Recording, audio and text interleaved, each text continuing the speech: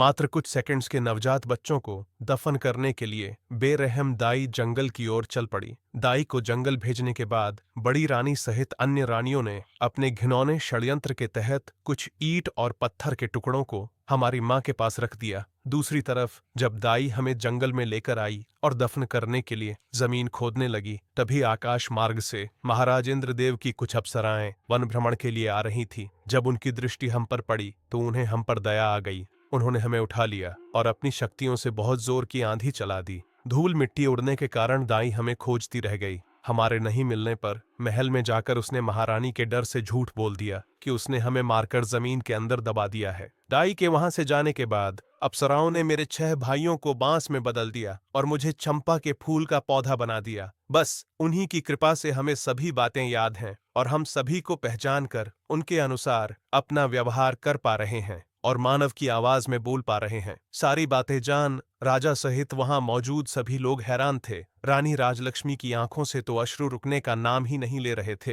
राजा जयसिंह बोले, मेरे बच्चों, तो क्या तुम सब अब ऐसे ही पौधों के रूप में रहोगे? क्या ऐसा कोई भी रास्ता है जिससे तुम अपने मानव रूप में आ सको? तब चंपा बोली, महाराज, जब हमारी माँ हम सब की एक एक पतियों को तोड़कर इंद्रदेव को याद कर उनसे प्रार्थना करेंगी, तब हम सब अपने असली रूप में आ जाएंगे। चंपा के पौधे की बात सुनते ही रानी राजलक्ष्मी ने तुरंत बांस और चंपा की एक एक पत्तियां ली और हाथ जोड़कर पूरी श्रद्धा के साथ बोली, हे इंद्र महाराज, मैं पूरी जिंदगी आपकी सेवा करूंगी, आपकी पूजा करूंगी, फिर भी आपके उपकार का मैं प्रतिकार नहीं कर पाऊंगी। आपने इतने दिन मेरे बच्चों को संभाल कर रखा, अब कृपया इन्हें मेरे आंचल में डाल दो महाराज। रानी राजलक्ष्मी का इतना कहना था कि पल भर में ही बांस और चंपा के पौधे विलीन हो गए और वहां पर लगभग 5 वर्ष के 6 बालक और एक बालिका प्रकट हो गए। रानी राजलक्ष्मी और राजा जयसिंह ने तुरंत आगे बढ़कर बहते नेत्रों से सभी बच्चों को अपनी बाहों में भर लिया। राजा जयसिंह अपनी छोटी पत्नी रानी राजलक्ष्मी से